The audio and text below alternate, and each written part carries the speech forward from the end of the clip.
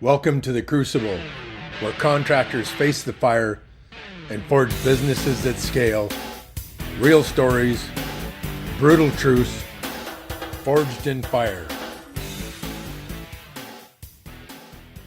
Good morning, good afternoon, good evening, wherever you guys are tuning in from. Welcome to the Crucible, Forged in Fire. This is raw lessons learned from business owners just like you on what to do and what they've figured out on the way to prevent themselves from going bald like me, banging their head on the wall. So I'm excited about having our next guest, Christine West.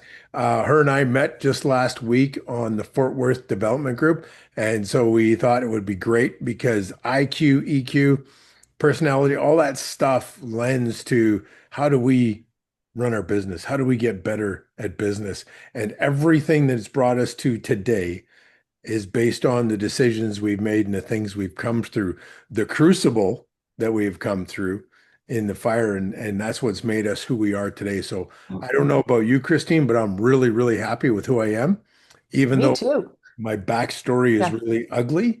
If I hadn't have gone through that crucible, I wouldn't be where I am today. So welcome, Christine. Thank you. Thank you, Wes. Yeah, I understand what you said. If I didn't go through my own crucible, I wouldn't be the woman I am today. And 100%. yeah. 100%. So let's tell us a little bit about your story, a little bit about why you have this IQ, EQ, empathy, care, self-esteem chalkboard behind you, because I think Yeah. it's really cool. Thank Because you. I used to have a guy I hired, he was really IQ, like he had two or three different degrees and stuff, but he had zero EQ, like zero. Nobody liked him. I could only imagine. Well, Wes, to answer your question and to allow the listeners to even know who I am, why are you interviewing me, even though I have a cold chalkboard in back of me, is, well, I'm Christine West. I'm a people strategist and I reside in Anchorage, Alaska, but I wasn't born here. I was born in Chicago, and my little story, which leads into what I do for a living, is I came from what I would consider a pretty normal background of where I was born into a family that success was defined based on how much money you made. Your conditioning was, go get an education, go get a job, go get married, make sure that, you visit your mother. Nobody ever said anything about being an entrepreneur, being happy, pursuing things, or even stepping into your divine mission. Those were all foreign concepts to me. So, what I discovered in my first career, and your, message about, the previous, guy that was so had such IQ, well, because I was raised by people that really had lower, EQ. They were emotionally immature. And when you're raised in that and you come, and you go into the business world, as soon as there's a conflict, guess what happens? You don't really solve it very good.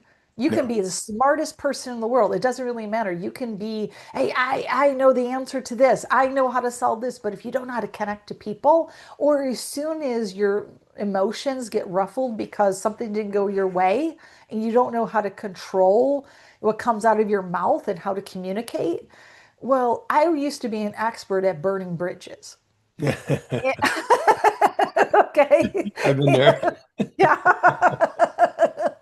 And so burning bridges, employers, when I used to work in corporate, I was excited about them. They were excited about me because I was smart. I was a dynamo. I was a rock star until something went south and until something that needed to be talked about or something that was flustering. I didn't know what to do.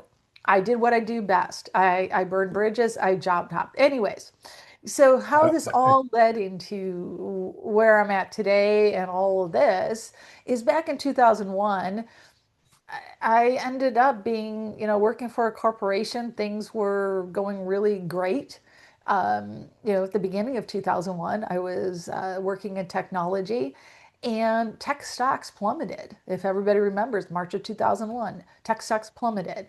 I originally signed up, thinking that I was going to work for this corporation, give 16 hours a day plus of my life, 6, 7 days a week, walk out of this, 5 years later, because they promised me that I would, be worth about 5 to 10 million, and I would have been if the stocks continued to do what they were doing. Right. But 4 years into this, guess what? Things got ugly. People get nasty when they start losing their money, even if their money's on paper somewhere. And because we're conditioned to think that we don't admit this, but if we're really honest, that money is like our Lord and Savior. And so if that wasn't bad enough, I wasn't paying attention to things in my own home life. And when you don't pay attention to things in your home life, you don't really know the person you're living with, even though you think you know them. And they have their own agenda. And so he had his own agenda and he was sticking around because he loved the cha-ching, cha-ching, cha-ching, and he had all his own things going on. And once I discovered, okay, where was I? Where I'm working, working, working, I'm not paying attention to, my home life. Who is this person that has a bunch of extracurriculars going on that don't include me, and it's based on lies, and I didn't know what to do, so I did what I did best. I ended up finding a strategic avoidant move to avoid dealing with any of it, and I took some time off work. Well, if you avoid things and you do nothing, guess what? Nothing, no change occurs. That's right. And yeah, so I'm in Chicago at the time, and then somebody that I trusted, a friend of mine, came over, and he looked at me because I was just sitting on my sofa, popping my anti-anxiety pills, sipping on wine, not dealing with nothing. And he said some really great magic words. And the magic words were, Christine, get off your ass. And I looked at him like, and do what? He says, go to Alaska. Now, this was a weird sentence to me because where in the world does this sentence, even make sense to me? But it was so weird. It actually got me to get up and I go to my computer because I was always an adventure gal. Hmm. And I Googled adventure in Alaska because I knew I was in a funk. I was aware enough to that. I wasn't, Right. I wasn't in denial that I was in a weird funk. I was just wasn't going to admit it to anybody else. And so, because I wasn't raised to talk about it, I was raised, you just keep sweeping it under the rug, keep sweeping it under the rug. Don't deal with it. Pretend everything's okay. And emotions are foreign to me. I don't know how to play with emotions. I don't know my emotions. I don't know how to communicate. All I know how to do is what I was doing best. And so, anyways, adventure in Alaska comes up, beginning mountaineering course, and it caught my eye. And I call them up. I call them up and I say, what do I got to do? And they said, well, you got to be emotionally fit, physically fit, and, mentally fit. So I fibbed and I said, sure, I am. And I said, but I have two conditions. Two conditions. And the two conditions of mine were um, were basically, will my cell phone work? I didn't want anybody to phone me. And they said, nope, cell phones don't work on glaciers. I said, okay. Then the second condition is when I start screaming, crying that I don't want to do this anymore, are you going to let me quit? They said, no. Once you're on a glacier, there's nobody coming back. You got to complete what you set out to do. And Nice. I just said, yeah. So I said, okay, that's exactly what I want. Here's my money. And then I Good. walked back Good. into the living room, looked at my friend, and I said, well, I'm going to Alaska. I'm going mountaineering. And now this is, this friend's looking at me. Well, how did we get from corporate rock star to the couch to now we're going mountaineering? I'm like, well, you told me to go to Alaska, and I decided to go. Like, here's my credit card. Go buy my stuff. And he's looking at me in the form of, do you realize what you just signed up for? I'm like, no. Rude awakening. Rude Rude awakening. awakening. So, anyways, he goes and buys all my gear, everything that I need. And within a couple of weeks, I was off. And and when I first arrived in Alaska, I don't blame anyone for making fun of me. I would have made fun of me. because the way I looked, the way that I behaved, the way that my outlook was, I was very similar to the Howls on Gilligan's Island. Oh my I, God. I was Okay. I Yep. was used to you throw money at it. Well, in this environment, that wasn't the solution. Well, I definitely wouldn't have thought you were that old to use Gilligan's Island as a reference. Well, thank you, thank you, thank you, thank you. I I'm going, usually holy get cow, she knows judged. who Gilligan is. Well, I get that a lot from people, Wes, that I'm actually I look a lot younger than I am, and I take that in account because of God's grace on Oh, me. awesome. That is so Yeah, cool. but anyways, the situation was I go through this mountaineering experience, don't kill myself. And on the last day, I was sitting in base camp 7 days later. The rest of the group is off, climbing another mountain. And I'm sitting there all by myself. I don't know when a plane's coming. All I know is where I am is safe. And however long it takes for this plane to come, it comes. I don't know, but it was the coolest thing because this is where God got a hold of me because I had nowhere to go. I had enough common sense and respect from being out there for, this is my seventh day that, this is not Disneyland. If a misstep could get you killed. Yeah. And anyways, then all of a sudden this conversation with God and me, it was similar to where all of a sudden in my consciousness, I was risen above every problem that I thought was a problem, and I had a solution in a nanosecond. Oh, wow. And yeah, and God said to me, I'm giving you a glimpse of what you're here for. That And I is, thought that this was cool. I'm like, cool. Well, back then I was cocky. I didn't understand, and I'm just like, cool. When do I get to go do this? And and God was gentle. God has grace. good God knows, thing. yeah, God knows knows us. And God, but also God selects us for reasons. That is so For all the reasons of all the shenanigans that we do, we're selected for those reasons too. And absolutely. yeah, Absolutely. so everything was shown to me in a glimpse of what I was here for, and being that my background was sales, and my background back then was technology and sales. So I was thinking in myself, well, what do I got to do? What do I got to do to do this? And I'm being shown these glimpses of how I'm going to be helping people. Now, I don't have people skills, which is really funny because I mean, I knew how to, open certain doors for myself, being in sales, but I didn't know how to maneuver through, strong rejections or really strong, conflicts or things that triggered myself emotionally. And now I'm being shown that I'm going to be, you know, advancing, you know, helping people in business be better leaders, be able to communicate better. And I'm like, oh, I don't even know how to do that. And but it looks so cool. It looks so cool that I was saying like, well, what do I got to do? And and God says to me, well, you got to follow my lead and you just say yes. And I just said, well, what if I don't want to do it? And God said, well, you don't have to do it. You already know what your life is like, so you can just go back to sleep and continue to do what you do and complain and go back to the sofa, and you can go back to avoiding everything and not dealing with this and that, and you can just go do that. You already know what that's like. And I'm like, whoa, this nobody's I'm nobody's en forcing me. I'm envious for sure. Number one, I'm envious. Yeah, so so there wasn't, the thing is what, at least in my experience, there wasn't this pressure.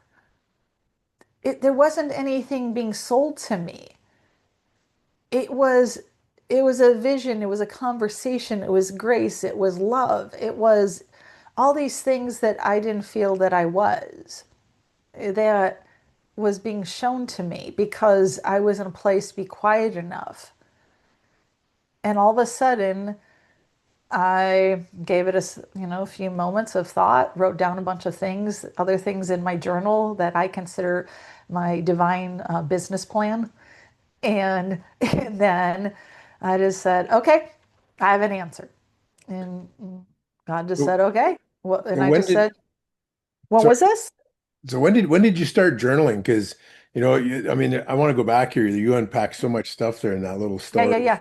Yeah, that 7 days you spent on a glacier and yeah, left at base camp, and everyone yeah, else has gone off climbing. yeah, What? And you're left there alone. Why? yeah. Why were you left there alone to start with? Because I signed up for a 7 day journey and the rest of the group signed up for 11 Okay. days. So they just abandon you kind of thing, right? And so the Yeah, other question I had, while you're sitting there and you're having this conversation with God, which is really cool, by the way, and that's why I'm yeah, envious. yeah, yeah. When did you start journaling? Because you mentioned you started writing things down. Was this something you were doing previous, or was it a new experience? That trip, every single day, I wrote something in my journal because this environment was so different for me. I was so far out of my element. I came from a big city. I came from a solution that you throw money at it. I came from a place where growing up in Chicago, there was a lot of shenanigans. There was a lot of great things about Chicago, but there was also inside of me where you locked your doors. You didn't trust anyone. Yeah. Okay. So here I am in this environment that I have to rely on people. Because when you climb a mountain on belay with people, and these are in the funny part that I also disclose, at that time, I'm pure Chicagoan. The other four guests were New Yorkers. So, okay, so I'm disclosing that because when you have that type of intensity of people who don't have patience, people who are uh, just purely like get going, get moving. Everything's there's no empathy there, and so part of it was being in this environment where now I'm left by myself, which I did not feel abandoned, honestly, because if they would have left me in base camp day one, I would have. So much shifted in me. And so back to the journaling question, I started journaling from the day that I got there because I wanted to document everything. This was brand new. I got to experience things like here's an example. You know how most people, they may go buy glacier water and you pay like high price for it. Yep. Well, I'm scooping up glacier water, melting it, and just drinking it. Oh, I know. It's Okay. it's so cool. In things that I had to learn about snow. When I hear people complain about snow, for example, snow is an insulator if you know how to use the tools. So I learned in those 7 days how to use different tools, different elements. Here I am in the summertime on a glacier. The average temperature is anywhere from 20 to maybe 35 degrees. And I never got so tan in my life. Okay. Absolutely. Absolutely. It was, yeah. So when I finally said yes to God, Wes, this is the part that is interesting, and this is what I learned is, God was patient with me. God was graceful. But also God isn't going to wait around for us to be like, whoa, let me go check with let me go check with my validation team. I was in a place where, remember, the phone doesn't work. I have nobody to ask. I have to rely on, do I trust this conversation? Hmm. And so finally, just asking, well, okay, you said I have to say yes. I have to follow your lead. That's all you got to do. And I just finally inside of me felt this trust, this warmth, this strength, this renewal. And I just shouted out, yes.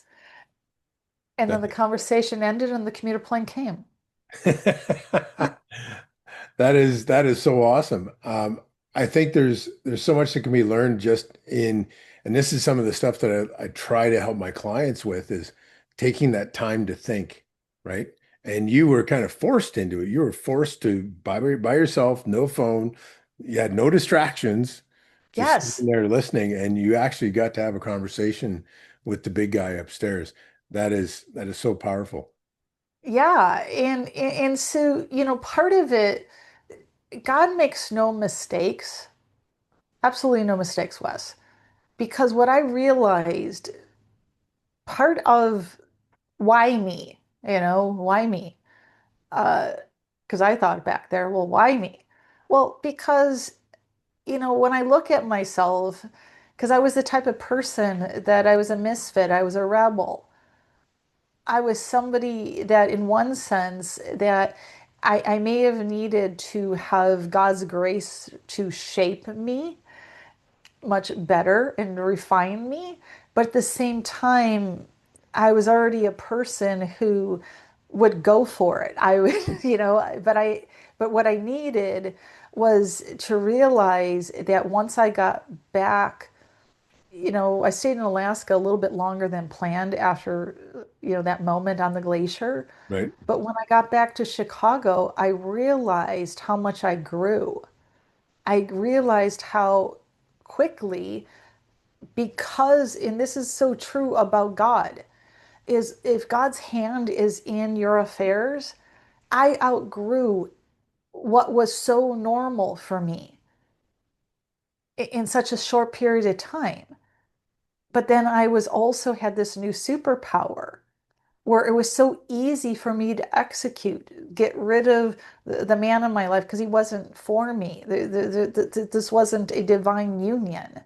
There was too many things that he was doing, and we were together for the wrong reasons. Right. When I went back to the corporation, it was easy for me to see how powerful I was because it was, wow, I'm no longer drinking, the Kool-Aid. That is so. And yeah, and then it was easy for me to see the path forward and not be afraid of it and just let go of everything that I thought was so important. So how did you go from transition in the corporate to what you're doing now? I mean, you've had some pretty big moments, right? Yeah, What's yeah, and because the next thing is next question I wanted to ask you is, what caused you to get into starting your business, right? And yeah. then what was it like for the first 6 months? Like was it easy? Was But it just no, a no, cakewalk? no, Let's no, no, go. no, no, no, no, no, no, no. Okay, okay. I've shared with you some very good highlights. Okay, I'm human. Yeah. Okay.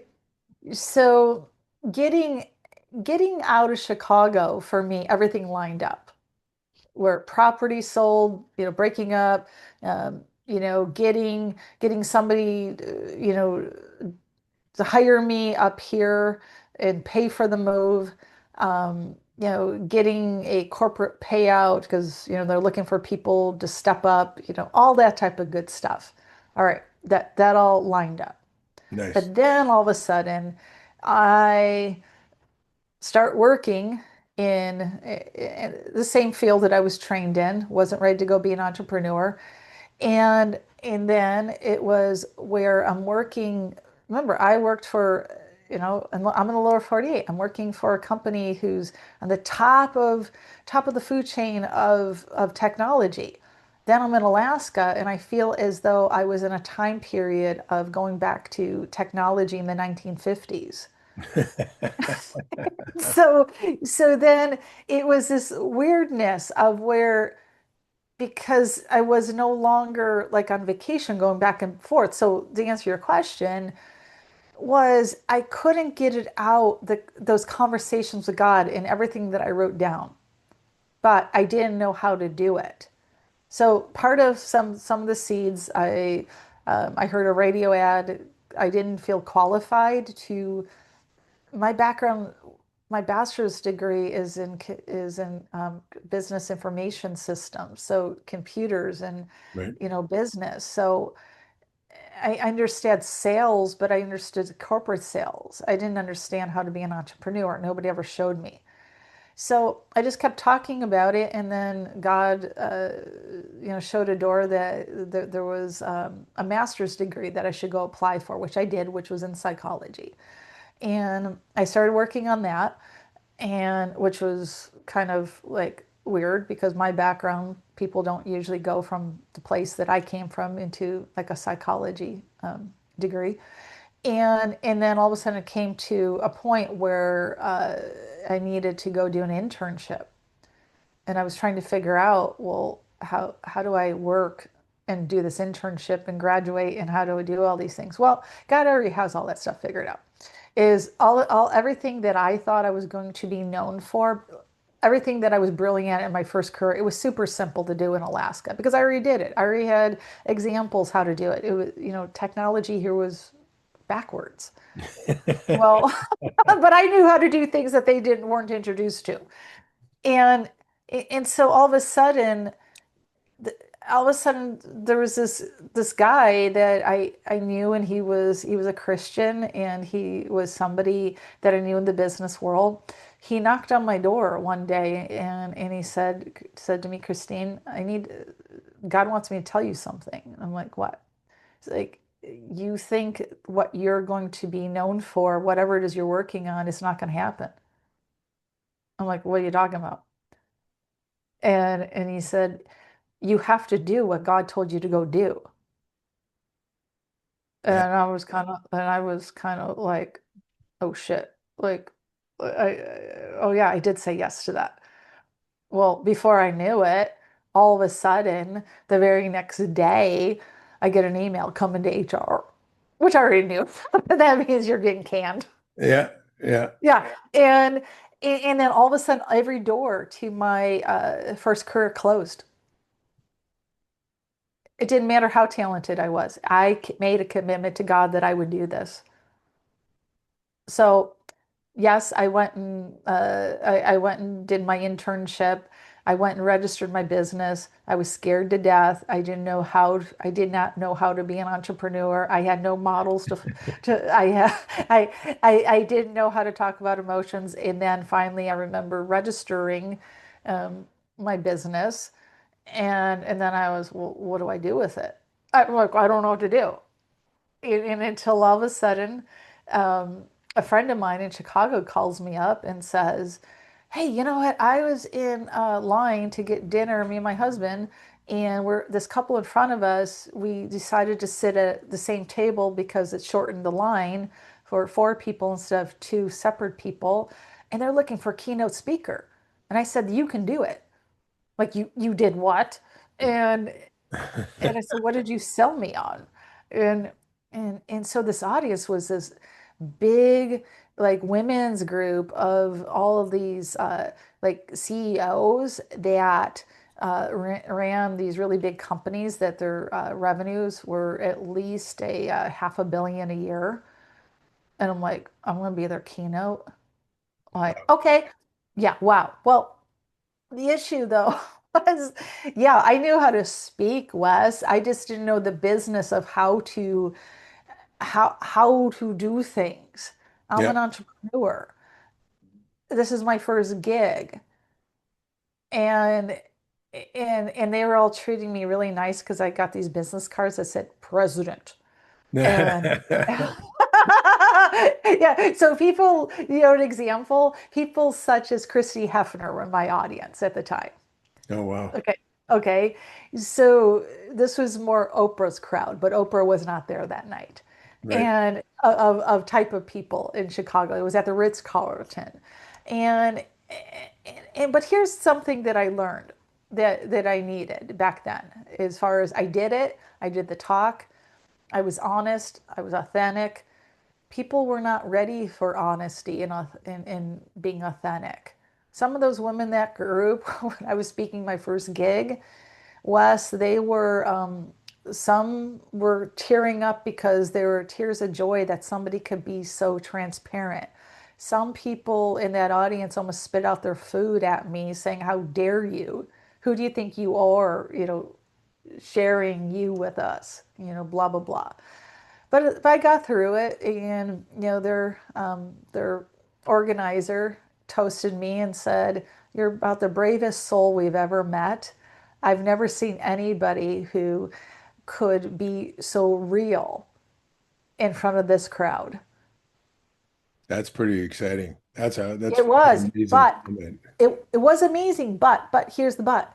I did not know how to advance relationships. Remember, I don't know back then. I don't know how to do that.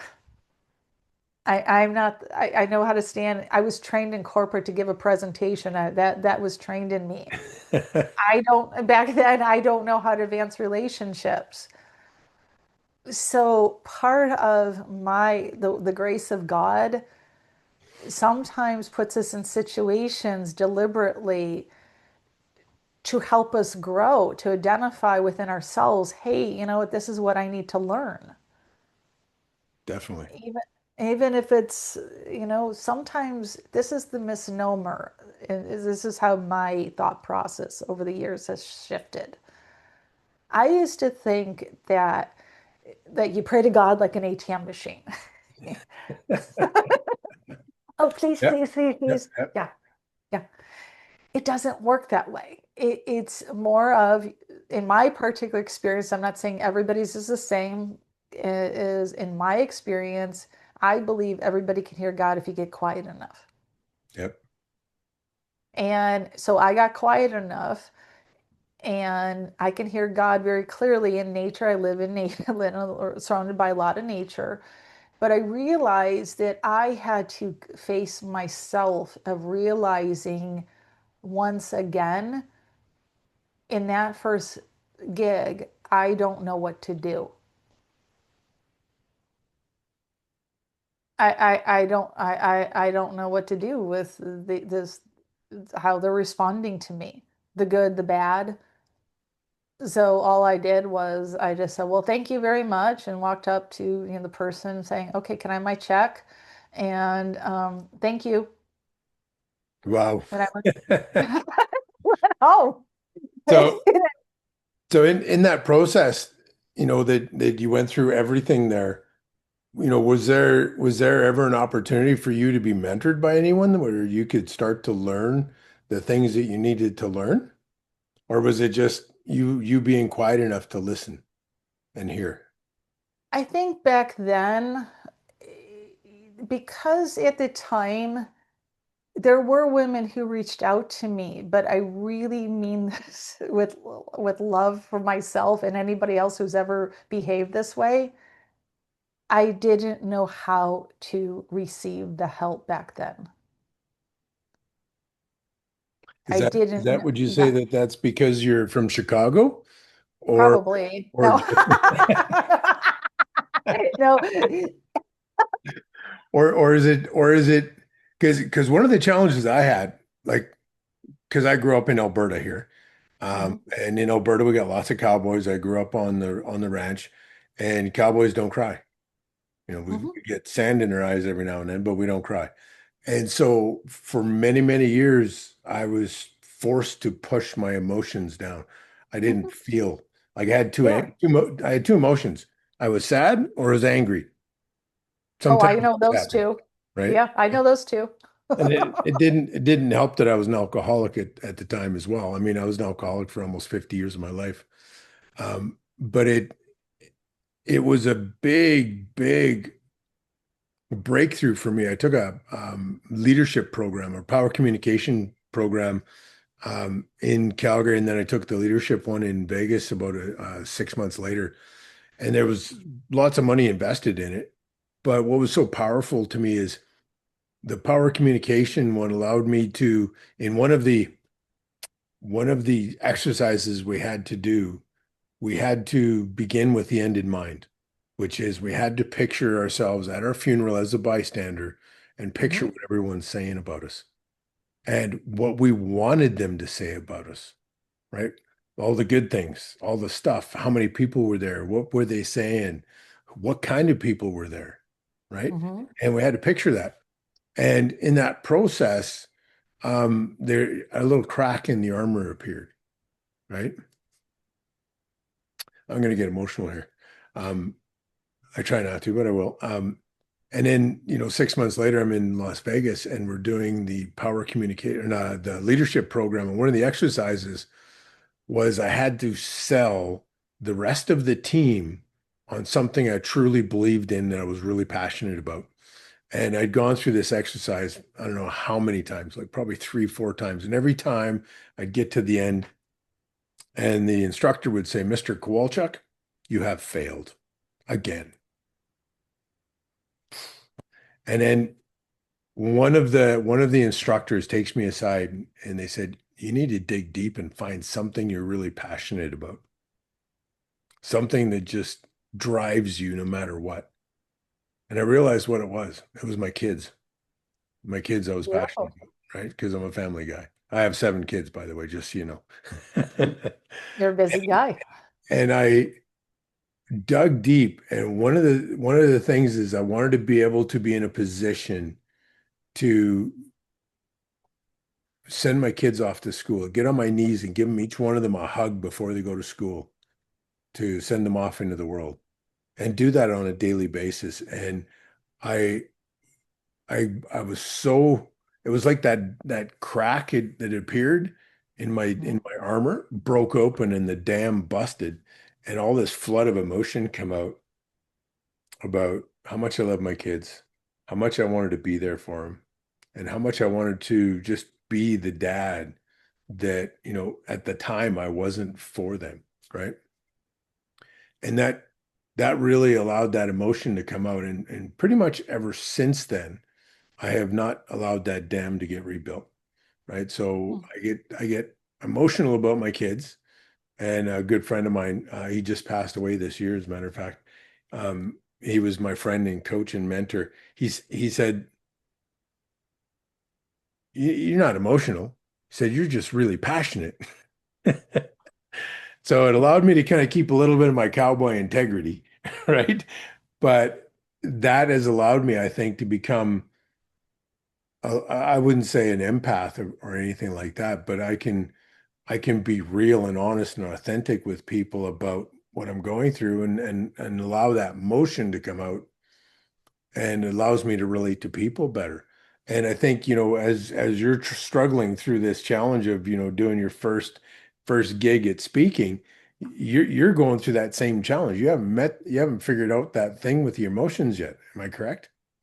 Yeah, back then I didn't, but here's the thing, here's the magic of all that experience is even though that happened, and even though I identify different things, now back then, and I'm speaking, to give it a context of this conversation, this is 2005, about summer of 2005 that I'm, 20 years ago.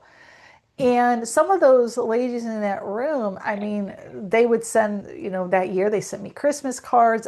I did not know how to advance relationships. And I mean this. So why in the world now here I am in, fast forward, my whole business is about solving human challenges, really, sticky. I teach people how to advance relationships. God makes no mistake. The reason why I believe that I was chosen because I had to be in situations where I had to face how painful that was, how awkward that was, how costly that was to not know how to do that. So, in my journey of where, yes, I have a lot of specialty training. I mean, after I got the master's degree, I started working on my doctorate, which is in IO psychology.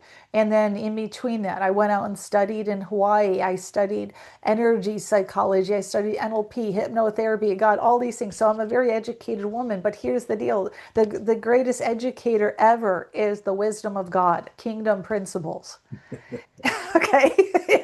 and and the thing is that I've gone on the on ramps, off ramps, and sometimes what we don't realize, and this has to do with business, is that if we really want to take ourselves and really live out, the divine mission that we are here to, do, whatever that is I had to go through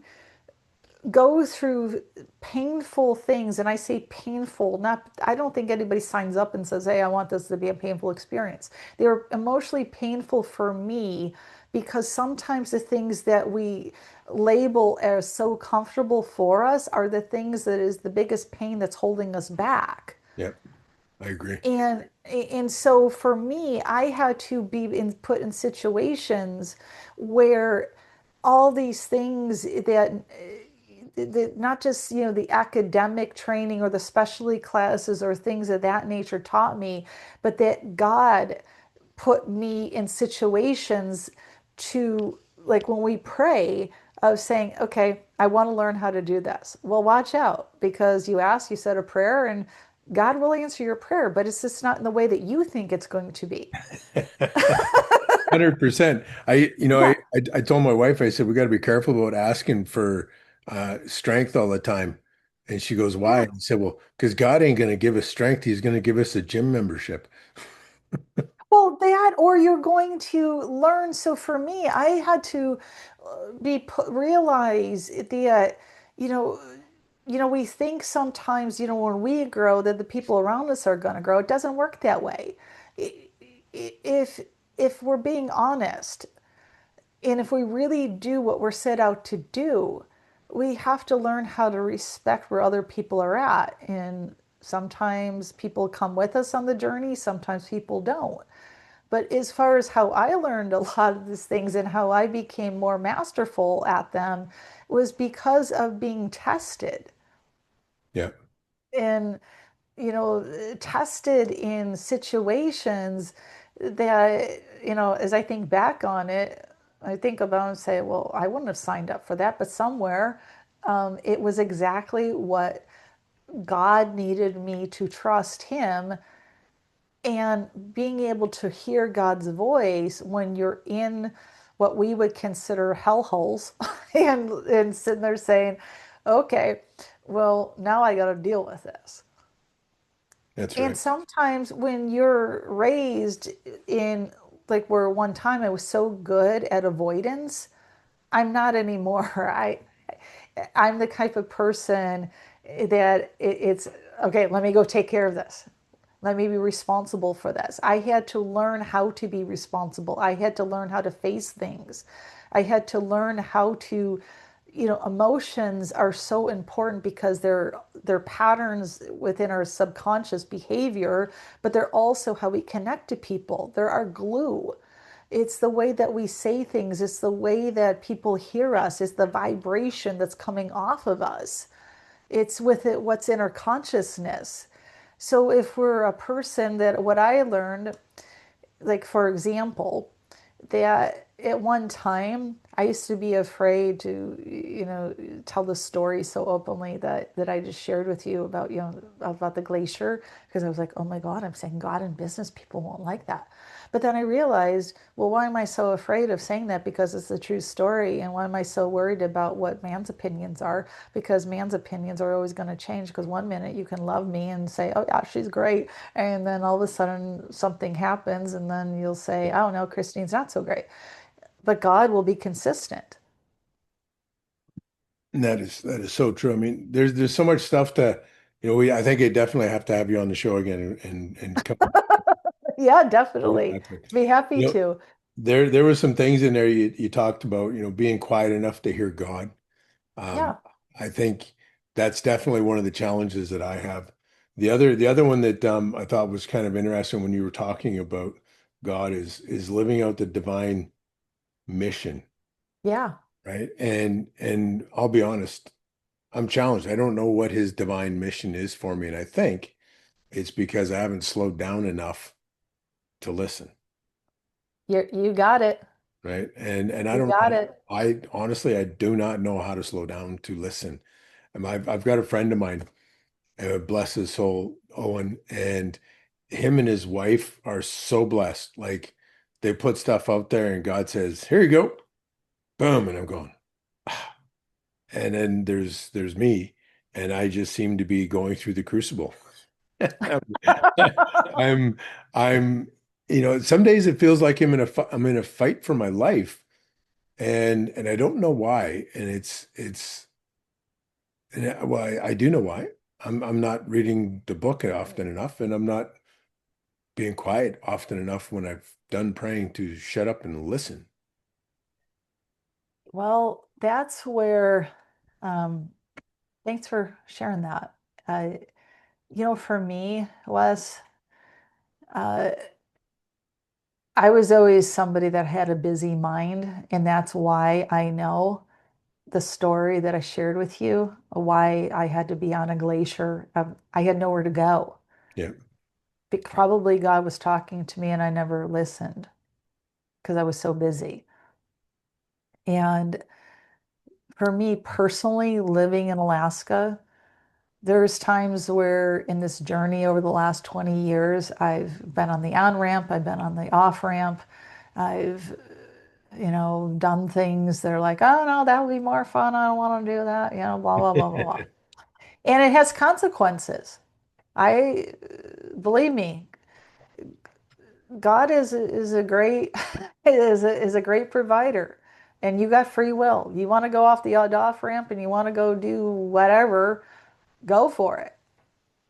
But don't sit there and whine and cry when all of a sudden are like, oh well, you told me to do blah blah blah, and I did all this over here. yeah, And so what I have personally learned, especially since COVID, because here's another pivot point. My business used to be set up where I didn't have to go use, social media. I wasn't dependent upon, I mean, yeah, I use Zoom and, stuff like that, but I had so much business in Alaska and and a lot of it was in-person business. And all of a sudden, COVID hit. And I was middle of March, I couldn't take on another client. By the end of March, I had zero clients because I was either contracts on pause, entrepreneurs couldn't pay me, whatever it was. yeah, And so I was at a pivot point that I needed to rebuild again. But here's the cool thing. Now I have all this experience. And now I'm had time again to get quiet. And when most people were, staying in their houses and watching Netflix, I was out in the woods with my dog and enjoying nature because I live in nature. I mean, yeah. I live in a modern city in Anchorage, but I'm surrounded by woods. And and once again, I can hear the voice of God. And so I go into nature every single day so that I can hear. And I honor the relationship where God has tested me in many different ways. And everybody's tests are really unique. I believe that they're unique to their circumstance, whatever you're here for. Yeah. I would And agree. and so God got his point across. He helped me realize where I've been in many situations where I've had to advance relationships. My relationship wealth and my resourcefulness, that's a strength. Me being no longer being triggered by things that I used to be triggered about. It's like, check, okay, I can call myself a master. I'm not saying that I never have a meltdown or I never get sad or angry. Of course I do. I'm human. But as far as being composed and not getting all wigged out like I used to, and knowing how to focus and use my mind, my emotions, and modeling what I do for a living. And it's really about solving people challenges. People make a mess. Oh, yes. And yeah, and how to solve those challenges in business and life. It's How simple. important do you think having EQ or an IQ EQ balance, whatever that would look like, how important is that in an entrepreneur's life? Oh, it's everything. I think that honestly, disclose. I don't think I'm not saying that, nobody's ever called me a name like, "Hey, Christine's a dumbass," but in a slang way. But most people would always comment about my intellect. But I would say that I'm far smarter because I know the EQ side. And it's also what I would call the spiritual intelligence, also blended in with all that, and the social intelligence. So, for example, you can be super brilliant at something. And I'll just give you an example. I'm laughing at this. Is I used to have contracts with engineers. They're entrepreneurs, high IQ, low EQ. They'd want to have advance their projects.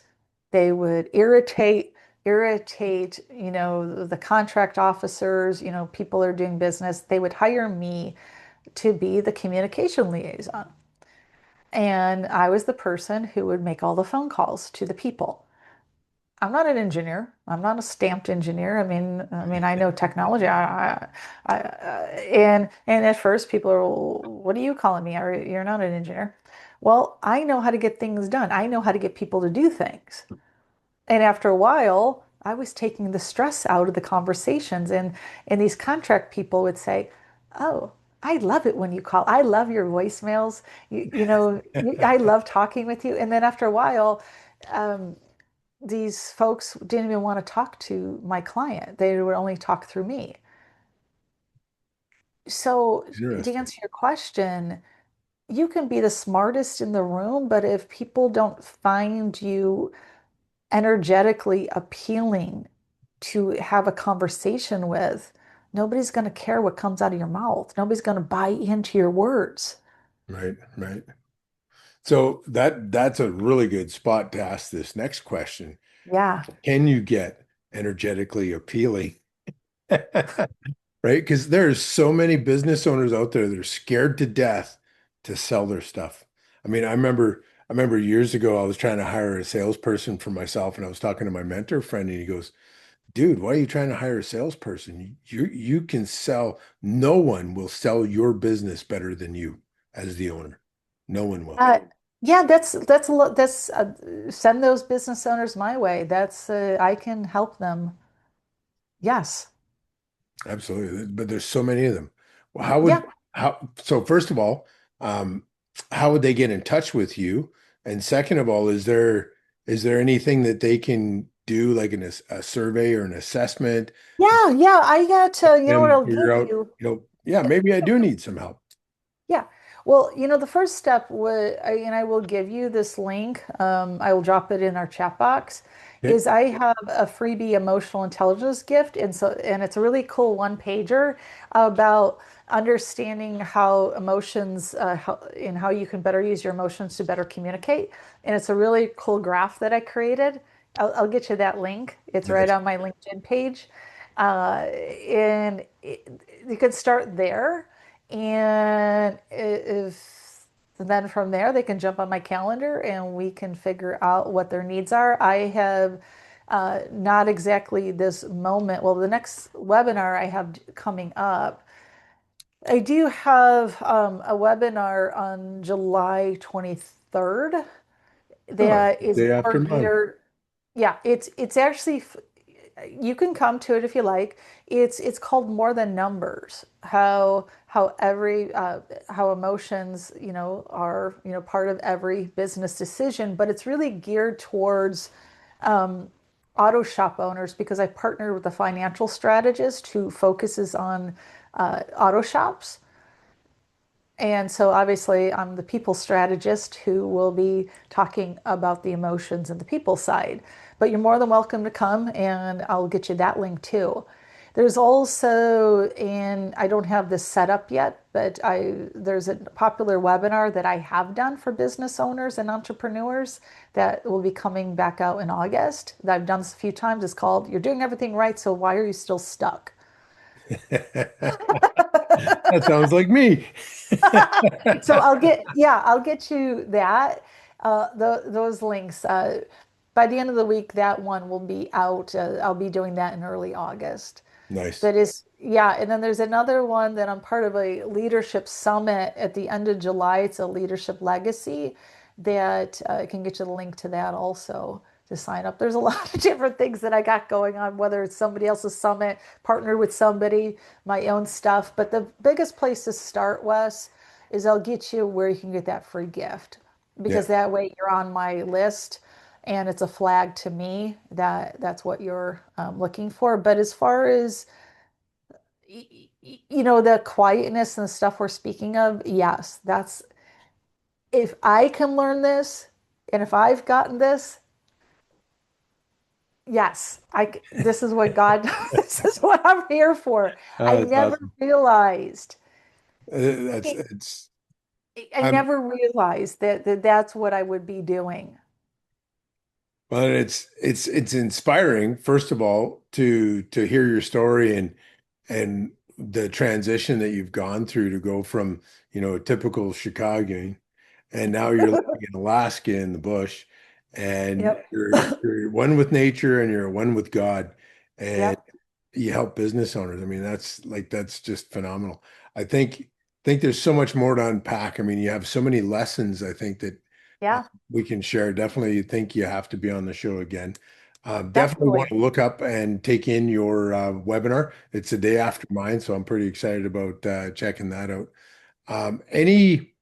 Any books or suggestions that you would have for any of the listeners out there to kind of dive into and decide, hey, is this EQ thing? Is this all just, smoke and mirrors or, what do they call it? Snake oil? Or there's actually some substance to this? Well, okay. I was gonna, you really, this is, you're gonna be surprised when I tell you how much the Bible is filled with lessons of EQ. Oh, really? Oh, cool. I'm going to do Okay. AI search now. Not that it says EQ, but I'm going to tell you something. Okay. Think about the story of Daniel. You're thrown into the pit, into Yeah. jail, lions. Do you realize? Okay. And I say this because I've been on bear tours where a grizzly bear is in my heart's going like, okay, I'm scared to death. Yeah. That Yeah. this sow is within 50 feet of me, and all she has to do is go gulp and realizing that if I don't take control of my emotions, I'm going to get eaten. The story of Daniel, the lions, the story of Job. He lost everything. Yeah. He remained his composure. It doesn't say emotional intelligence, but if you read the Bible through that lens, That is definitely a different look on it. And I think it's really powerful because, yeah, there's a lot of good lessons in the Bible about business too. There's tons yeah, of lessons in the Bible about finance, right? yeah, We yeah, just yeah, need to be open and look, right? yeah, So, yeah. And I mean this sincerely, is because for people open your Bible. And I never was a person, and I disclose this, I never was that person. If you would have talked to me 20 years ago, I would have made fun of somebody like me now. But that's where my mentality used to be. And but reading the Bible from that perspective, whether it's a financial perspective, Psalms is filled with financial, you know, financial lessons. absolutely. And it's funny, like sometimes we don't necessarily understand what the Bible has to say. And sometimes it makes absolute clarity sense. And, you know, we can keep reading it for the next 50 years for me anyway. And I'll still open the book and get a different lesson out of it for sure. Yeah, look at Genesis, the very first stories of Adam and Eve, the temptation. Yeah. Oh, Higher absolutely. emotional intelligence would have said, "You're a snake. I have awareness to who you are." Yeah. The impulse to take. controlling the impulses, the emotional impulses that I need to eat from the apple. Wow, there's so much more to unpack there. Yeah, yeah. I will definitely get you my LinkedIn profile, Wes, and where that free gift is, and I will get you my couple of things people can sign up for when you publish this. And yeah, Absolutely. thank you. It's Absolutely. been an honor to be here with you. I'm excited too, and I'd love to invite you back to the ACA, which Okay. is the club that sponsors this. They're a business club that is designed to build around relationships, not Mhm. selling. It's let's get to know who you are. And so Yep. I'd love to introduce you to some folks within that group that I think you'd be a great guest speaker at for our Monday morning coffee, but also Perfect. introduce you to some folks that I think you would have a huge influence, huge impact in their businesses as well. Perfect. Well, thank you so much, and I look forward to being your guest and staying connected, Wes. It was my honor to be here.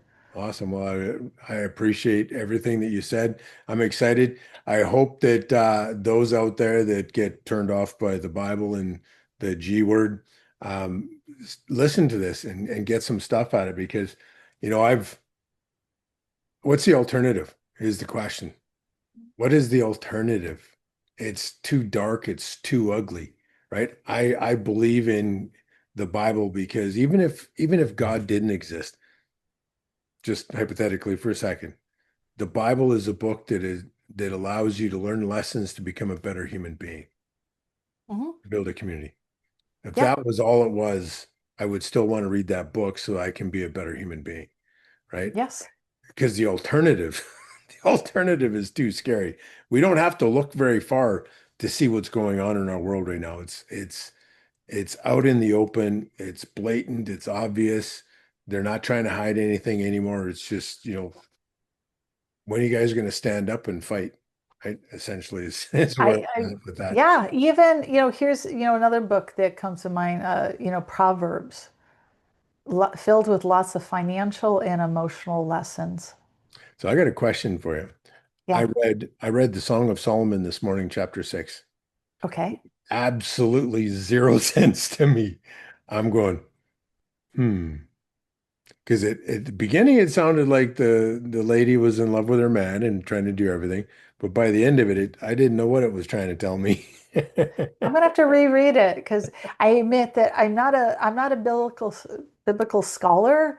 Me I'm neither. Me neither. Yeah, that's not, but the way that I've been reading the Bible more and looking at it through the lens of the characters, where the instructions are there, Yeah. it, it's getting, the less, things, because we can, continue and go on and on and on, is if you really look at the characters and what they've had to endure. They followed and focused on God. They didn't look at the storm. I think there's a Noah, big yeah, lesson right there is, yeah, when we lose sight of the prize, we yes, get so focused on the forest, we can't see the trees, or vice versa, however that goes, right? And yes, and it's easy to lose your way. So yes, easy to lose your way. yes. It's something that is an entrepreneur, for example. If you want to scale, you have to learn to outsource. So how does that have to do with God? Well, if this is too big, I give it to God. I outsourced. Right? Oh, I like that. I like that term. So I'm That's constantly cool. outsourcing to God. Yeah, that is really cool. I like that. Yeah. Awesome. Okay, Well, I'm gonna, yeah, but this is great. But thank we you so we much. have to I leave it will, here. yeah, But awesome. Thank you so much, Christine, for sharing with us your wisdom, your story, and your journey. It's been absolutely heartwarming for sure. Thank you so much. yeah, yeah, thank you, thank you. And I will get you everything I promised. Awesome. Sounds good. Well, we'll put that information down in the chat and when we send this out, we'll get you some links and all the other stuff that goes with it. So if our listeners want to connect with you, Christine, they'll have all that information there. Perfect, perfect. Awesome. Thank you, Wes. Have Thank a you. blessed weekend. You too. Bye bye.